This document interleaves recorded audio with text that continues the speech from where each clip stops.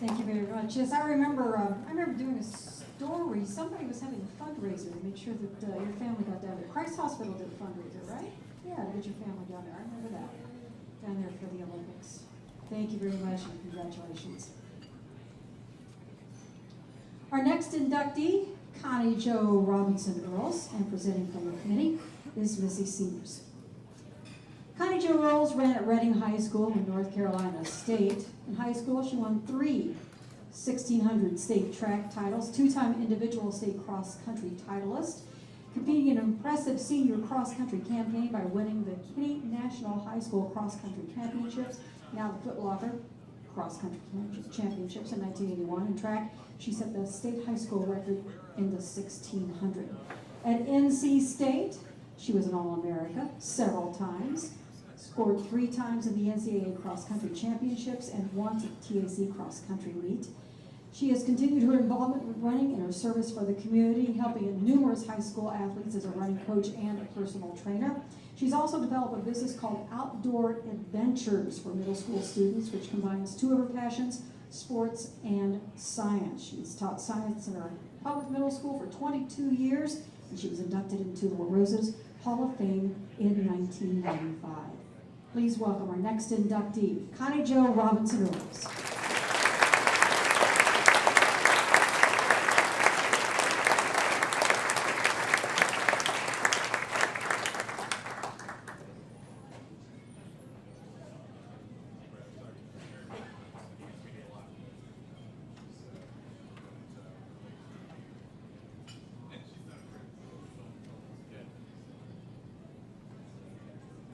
First of all, I'd like to thank Steve Nestor and those involved with the Buckeye Running Company for organizing and hosting this event.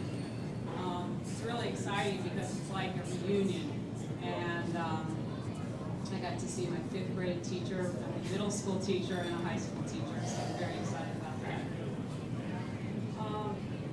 There's a place in Scripture that talks about the church as one community made of different parts. And in that same passage, it talks about the importance of each functioning part and valued parts working together. And it uses this example. The eye cannot say to the hand, I don't need you. And the head cannot say to the feet, I don't need you. And later on in that passage, it says, for no matter how significant you are, it is only because of what you are part of. So I'm very grateful to have grown up in Cincinnati, where there was a community of people who supported and encouraged me, not just athletically, but personally. And I attribute much of the growth of me as a person to people in the community. And I would like to thank several of them today that were the hands and feet and the heart that inspired me. First of all, I'd like to thank God because He's the one that gives life, and He's the one that gives the talent. Without Him, nothing is possible. I would also like to thank Terry Reeder, who's here tonight, and he was my 5th grade teacher. Without Terry Reeder, I don't think I would read. My experience in school, for some reason, up until that point to 5th grade, I wasn't able to connect with the teachers that I had. But when Mr. Reeder was my teacher in the 5th grade, he inspired me to learn, to want to learn. And I just thank him for that, and I think he's a big reason that I'm a teacher today, so thanks, Terry.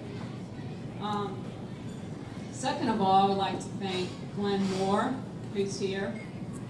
He was my middle school coach and science teacher. I started running because of Glenn. At the time, this was 1975, there was not a women's cross-country team.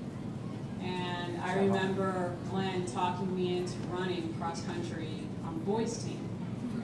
So my first experience running was on boys' team. And Glenn really helped me to stay focused. There were a lot of distractions, and he helped me to stay focused. And I remember he always had a pad and paper, and he would write down, he was a planner. And I remember my 8th grade year, he encouraged me to run a 5:45 mile. And I think the only reason I ran some of the times that I did was because he believed that I could run those times. So thank you, Glenn. I would also like to thank Chuck Mason. Chuck Mason, he was my high school teacher, one of my high school teachers, and a high school coach. Chuck, the way to describe him, he's full of energy and faithful. Chuck ran alongside us, and as he ran, he imparted wisdom. He was like a friend. He had the amazing ability to stick with people even when they were going through a difficult time. And there was a time in high school that I went through a very difficult time, and he had the ability. You know when people go through a tough time, sometimes it's hard to relate. It's difficult to know what to say. But Chuck had that amazing ability to keep relating and to keep encouraging, even through difficult times. And I went to visit Chuck last year. He was the principal at my middle school, and he still had the same energy. I watched him run around the school, say hello to kids, and he has impacted children for many, many years. Thank you, Chuck. And lastly, I would like to thank my parents. My parents guided me, they provided for me, and they gave me the greatest gift of all, and that was love. And there was a time when, it's probably a time that all of us will experience or have experienced, a time when the applause fade, or they don't mean anything to you, or they don't mean the same thing to you. A time when you might question life, or you might question the world. But they introduced me to hope in the anger. So, thanks, Mom and Dad. I really appreciate all of you who I have not mentioned. There are many of you out there that supported me and my career, and supported a lot of others in running. So I'm very grateful to have grown up in Cincinnati and to have had the support from the community. This community was vital to helping shape and guide and form the person that I became. So thank you very much.